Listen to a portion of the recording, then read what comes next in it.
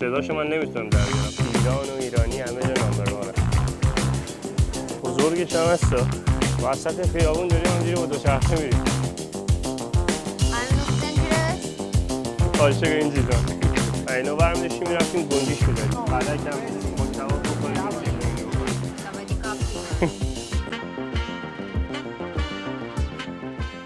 همینطور که تو ویدیوی قبلی دیدید، بعد از بازدید از معبد زیبای شهر چیانگ مای و خوردن غذای معروف این شهر یعنی خاوسوی و رفتن به مزرعه فیل‌ها، تصمیم گرفتیم تو این ویدیو به یکی از بازارهای شبانه این شهر که توریست‌های زیادی برای خرید و غذا خوردن میرن بریم.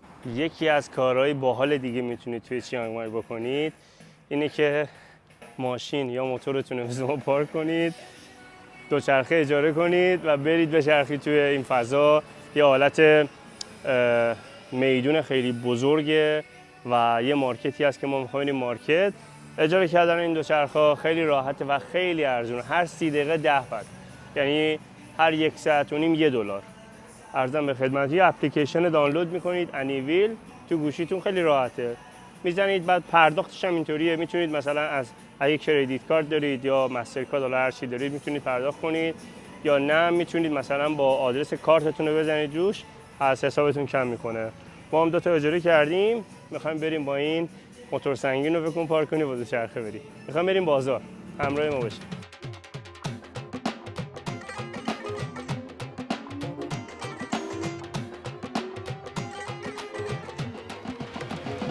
We buy our stuff after put here. And I'm looks dangerous. Okay, let's go. خیابونم شلوغه. اینم با موتور عادت کردم، آینه بغل نداره. باید با احتیاط بریم. تقریبا 2 کیلومتر خورده تا 3 کیلومتر تا اونجا فاصله داریم تا بازاره. وسط خیابون داریم همجوری با دوچرخه میریم. اینقدر موتور رفتم تو لاین سبقت دارم میرم. البته ترافیکه. I hope insurance cover this.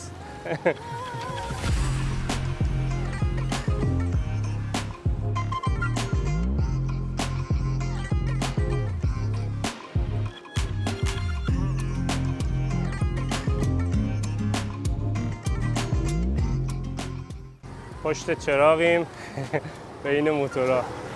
دوچرخه سواری هم حال میده. خیلی سال بود دوچرخه سواری نکرده بودم.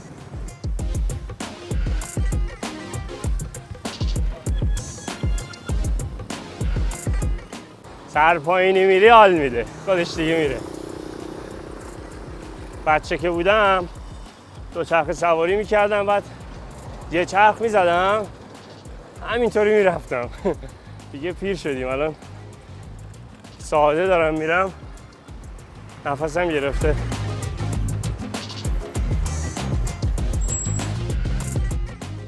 یه لحظه پارک کردم اینجا یه رودخونه خیلی قشنگه، رودخونه چیانگ مای. ببین مردم با کایاک از این قایق کوچیکا سوار میشن میرن دور میزنن. اینجا هم خیلی قشنگه، ولی نمیدونم آبش چرا انقدر کثیفه. آبش گلالوده. فکر کنم فصل کشاورزیه، کشاورزا آب و اینا زیاد برمیدارن اینجوری شده. I miss our motorcycle.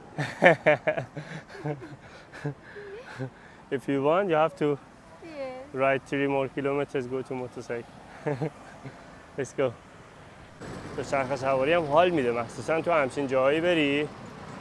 بازارها هستن، دستفروشا کنار خیابونن. با موتور آدم سریع رد میشه،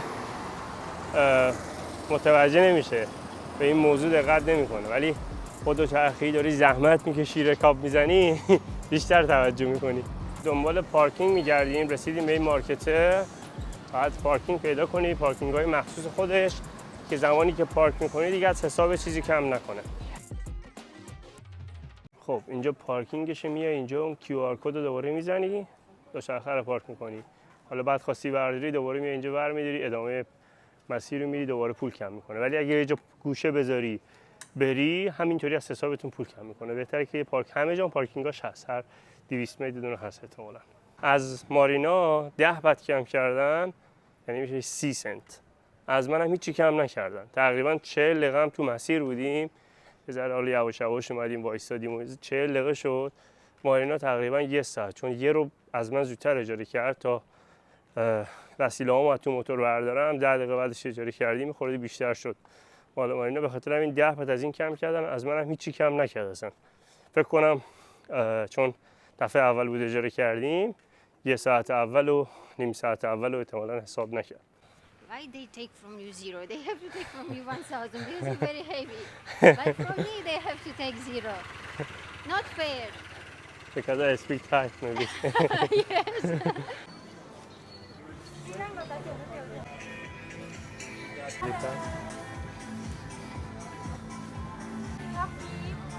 Thank you. Let's go this way.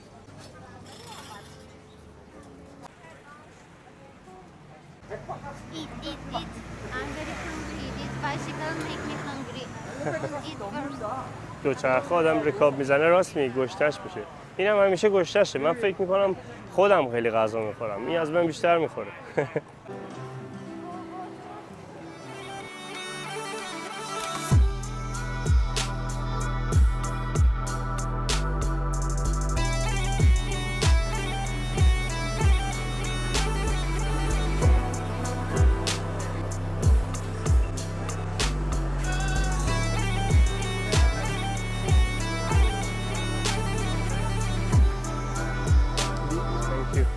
سیب زمینی پنیری رو باید با باربیکیو بخوریم. این باربیکیو مرغه، ببینیم چه جوریه.อันนี้อะไรครับ อันนี้หมูค่ะ อันนี้ เนื้อ อันนี้เนื้อ อันนี้ลูกชิ้นเนื้อ อันนี้ไก่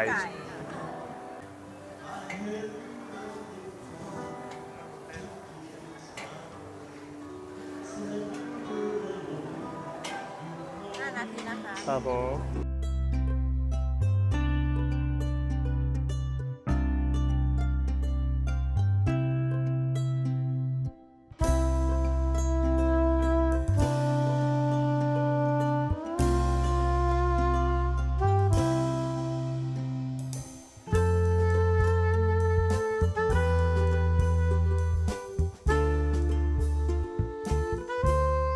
If you want make one Russian happy, give them potato. If you want make one Iranian happy, give them kebab. بعد کم ما کباب بخوریم این سیب زمینی بخوریم.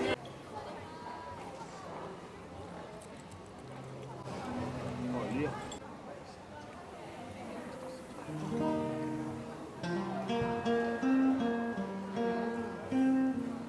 This paper make this kebab very tasty. Marina, give me little potato. No, baby, with deal. Potato for me, kebab is for you. You eat all your kebab. And you learn how she make for me. You have to also make for me every day. I have to cook this for you, Every day. but you don't give me it. Okay, I give you treat. Little bit.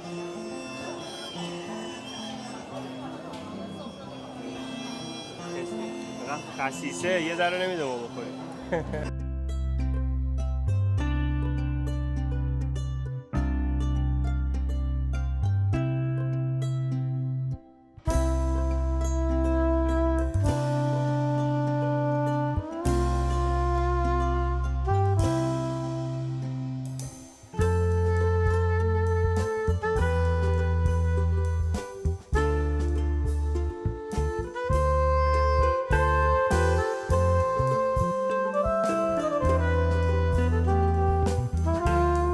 بچه که بودیم اسباب بازی ما از اینا بود و اینا برمی داشتیم میرفتیم گنجیش میزدیم. الان بچه ها با کامپیوتر و پلی استیشن بازی میکنن.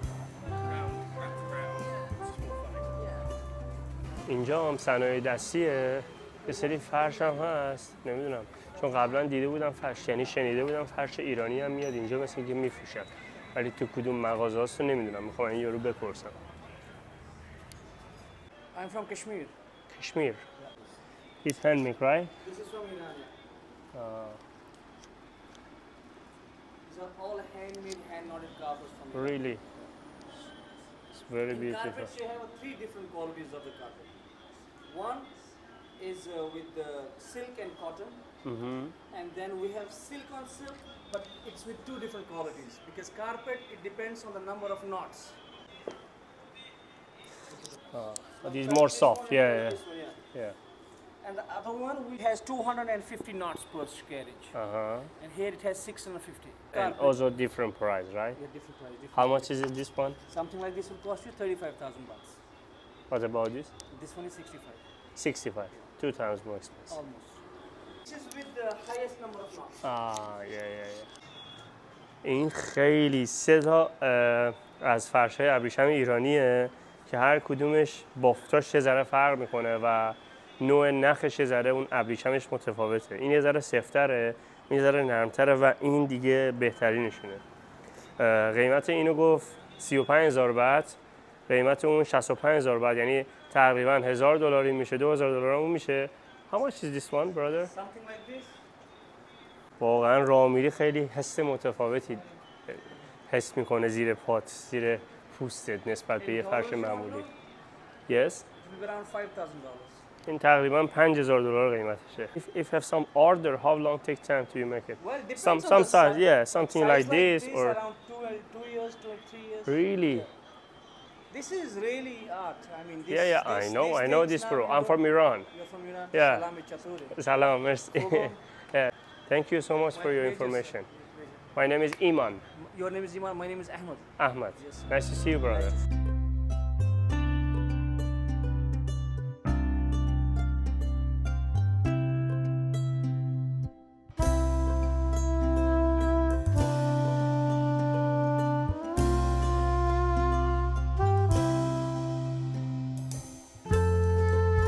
ایران و ایرانی همه جا نمبر وان هم. فرش ایرانی همه جای دنیا هست.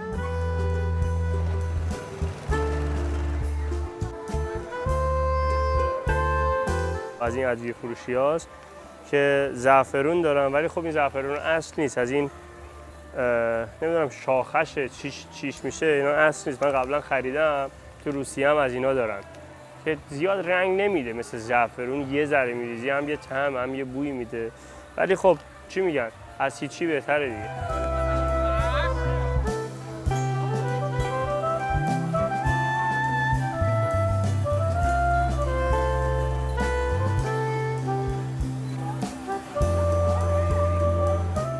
یه چیز که توی چیانگ مای نسبت به شهرهای دیگه فرق میکنه اینه که اینجا مردماش خیلی با هنرن، یعنی چی میگن، از هر انگشتشون یه هنر میبره. خیلی صنایع دستی، نقاش. ببین اصلا این ظرفا رو همه رو خودشون دارن نقاشی میکنن. از این خانومه بگیر، ببین همه رو خودشون درست میکنن، کلا مجسمه میسازن، نقاشن، عکستو میکشن روی نمیدونم لیوان، روی کاغذ، روی مس، روی نقره، همه چی. از این کشور، این شهر خیلی مردمانش نسبت به شهرهای دیگه خیلی متفاوتن، خیلی سخت کوشن، سخت کار میکنن و خیلی هنر دارن.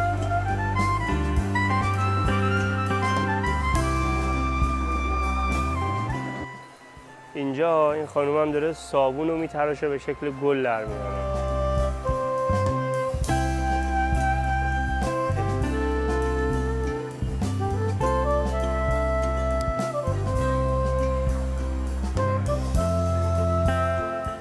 با اینا از اینا درست میکنن. داره یه فیل در میاره اینجا با این قلما، خیلی هم تیزه، و با این چکش داره یه فیل در میاره اینجا.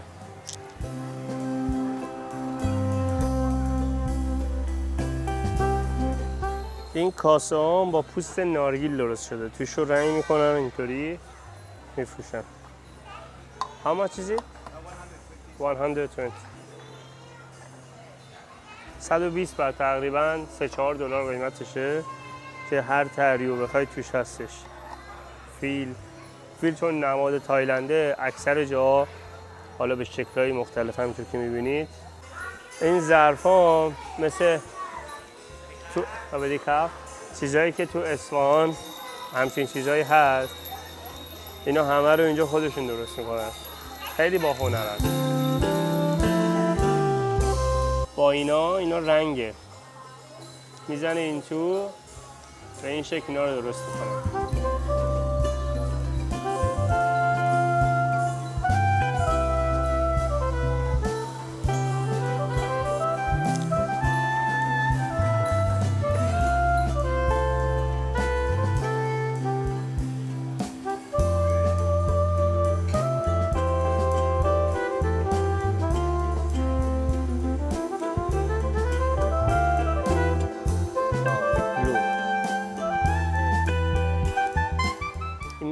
چسب چوبه با این کنفا از این مجسمه ها درست میکنه. فیل و نمیدونم اژدها و زرافه و این چیه؟ نمیدونم اسمش یادم رفت. گوز. اپونکار.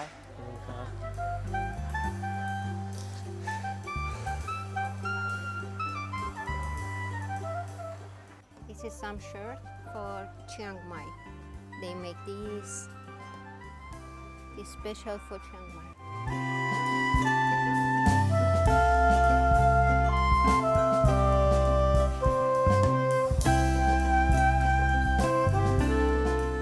خب این دربازکن که میبینید این هم اینجا درست کردم. فرق اینجا با پاتایا اینه که پاتایا و پوکت و این شهرهای توریستی اینجا مردمش خیلی هنر دارن و صنایع دستی همه چی رو درست میکنن خودشون. تو پاتایا هم این چیزا رو عاشق این چیزان. سرش هم سوته، باید فوت کنی این ورش سوته ولی اینجوری سوت نمی کنم. درواز کنه بچه بزرگش هم هستا. اگه میخواین یه تایلندی اصیل بشید باید یه دونه از این کلاها بگیرید، یه دونه از اینا. صداشو من نمیتونم در بیارم.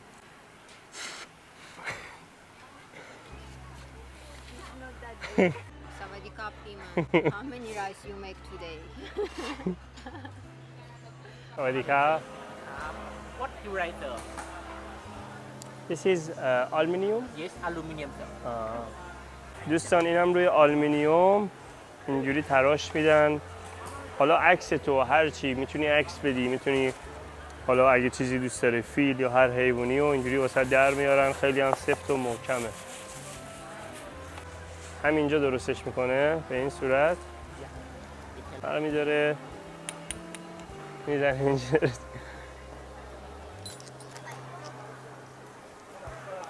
Excuse me, for like this size, how much is it? 600 baht. 600 baht. یه همچین سایزی تقریباً $20 قیمتش میشه. مثل یادگاری خوب ارزش داره آدم اینو درست کنه بذاره تو خونش. This size how much? This side 1,200. 1200. این تقریباً $30 میشه این سایز. اینا $20 $30 فکر کنم مثلا یه ذره بزرگتر اینا $40 اینا باشه.